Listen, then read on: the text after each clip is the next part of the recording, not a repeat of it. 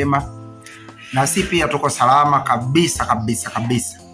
So hii video ambayo nilikuja kutengeneza, kulikuwa na sababu fulani ambayo tulitaka kutengeneza hii video ili muione, na video ambayo nataka izungumze. Lakini cha ajabu, naona kwenye mikataba ya TikTok ya kwangu imekataa sana kuposti maiti au kuposti watu wanaozika, kuona ile alama ya sanduku ya kuzika pamoja na alama zote zile za kimsalaba au kuandika RIP. TikTok ya kwangu hairuhusu. Lakini so nitawaonesha picha ya mtu ambaye nataka kumzungumzia, ambaye alifanya mema ambayo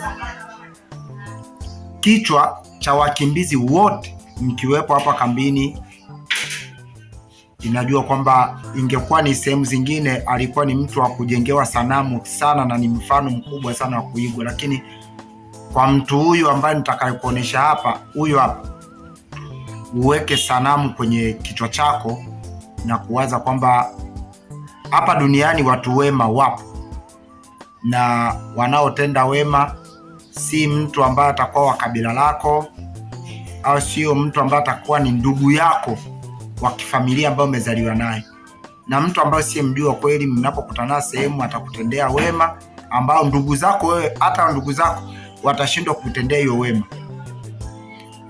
Kwa nini nimezungumza hivi vyote? Ni wema ambao uliotenda huyo bwana hapa, ni wema mkubwa sana.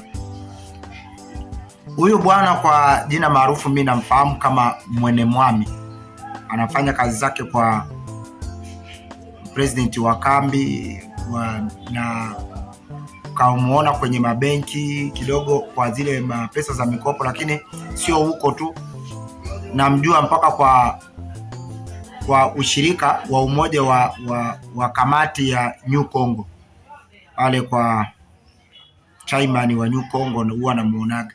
Lakini mara nyingi sana mimi namjua sana kwa vitu vingi ambavyo tunauaga tunazungumza naye viwili vitatu. Lakini kuna kitu ambacho mimi amenivutia, maana sisi mara mingi sana tulikwambia kwamba matukio mengi sana utayapata kupitia hapa kwa Plamed Sharo TV, na vitu vingi utavipata na story nyingi utazipata hapa. Usiende mbali, wewe baki na sisi tu, utajua vitu vingi, na bado vitu vinachemka. Ikiwa kama TV yetu ukiwa uko nayo na umetufollow na uko pamoja na sisi, kila siku ukipata habari ya kichekesho, lakini kuna siku nyingine utapata fakti za maisha kama hizi ambazo nataka nikuje kusimulia historia hapa.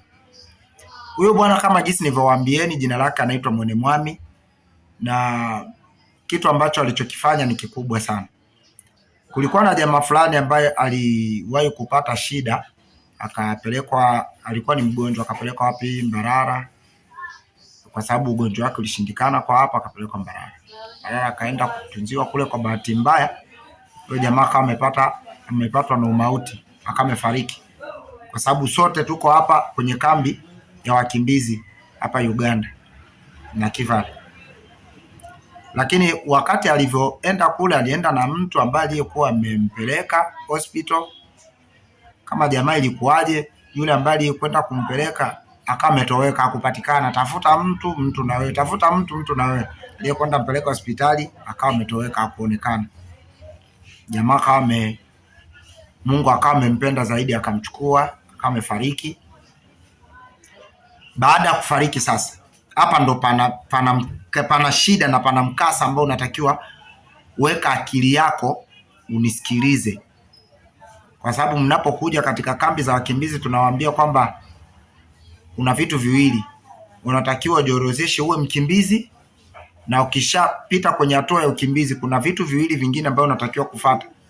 Kama utakuja kujisalimisha kwa ndugu zako wa kabila lako, jitambulisha hata kanisani, ujulikane hata kanisani. Hata kwa chairman wako akujue kwenye kitabu cha chairman ya kuandika. Sasa kama hujaandikwa kwa hata kwa chairman, inakuwa ni shida, hata kulisolve shida lako inakuwa ni shida kulikweli. Kwa hiyo nawapa watu shida double. Sasa jamaa alivyofariki, amefariki Wapi huko amefariki? Amefariki Mbarara. Sasa si sote kama wakimbizi tunajua vizuri kwamba UNHCR ilipata mshtuko kidogo wa kipesa kwa sababu ya kuingiza pesa za kusafirisha na kupatia huduma ya wakimbizi.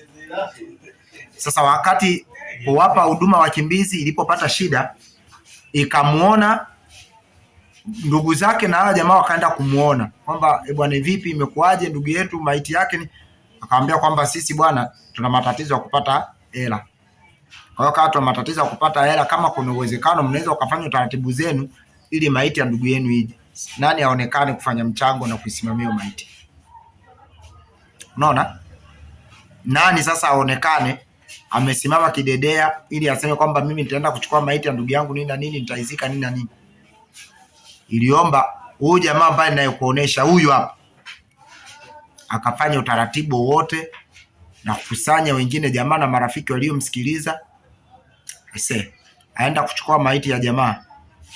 Kuipata ilikuwa ni ngumu. Kupita huku kwa ofisi huku na huku, pita huku kuja kufikia mpaka kuipata na kutoa pesa na akaipata. Jamaa wa kufikia hata kumwekea maombi nyumbani. Ilikuwa tu ni kuchukua maiti ilivyokuja tu moja kwa moja mpaka wapi? Sehemu ya kuzika kule Kashojo. Akaenda akafanya nini? Akafanya utaratibu wa kuzika. Walifanya utaratibu wa kuzika na wakamzika. Mpaka sasa hivi jamaa ameshazika. Na mtu asiyekuwa ndugu yake wala wa kabila lake, hawajuani na wafamiani. Lakini jamaa alipigania na jamaa kazikwa kwenye hali nzuri kabisa. Na ndio maana nilikwambia kwamba huyu jamaa ni mfano wa kuigwa. Kwa nini nimewaambia story hii?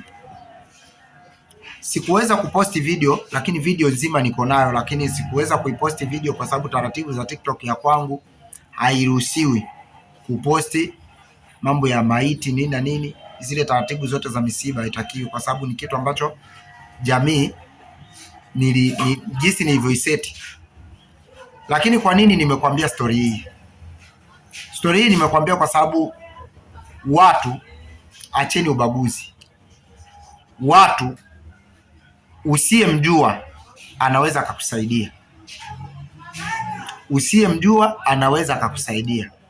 Sio kwamba ulilie kwamba ndugu yangu ndo anatakiwa kunisaidia, hapana. Na usiyemjua anaweza akakusaidia. Ingalao kama watu wanajuaga wema baada ya kifo, mtu akishakufa unakuja kurudi unajua wema. Mtu mwema kabisa ni huyu bwana hapa. Ndio mtu mwema kwa yule ambaye aliyefariki. Kwa sababu kuna watu, kila mmoja ana pesa zake, lakini pesa haziwezi kukufanyia kitu. Unaweza ukawa na pesa, lakini pesa sio watu. Mtu ni mtu na pesa ni pesa. Lakini kujua usamani wa mtu mwingine ni kitu muhimu sana. Na jambo hili sikupenda sana kubezi sana niwaambie kwamba alifanya mchango wa pesa. Kitu ambacho nataka nikwambie ni busara na utu ambao aliyoufanya. Ule umuhimu wa ubinadamu ndani yake aliyoufanya. Ndio kitu ambacho kilichosababisha mimi nikuletee story hii. Ili na wewe pia uisikilize na ikuweke kitu kichwani.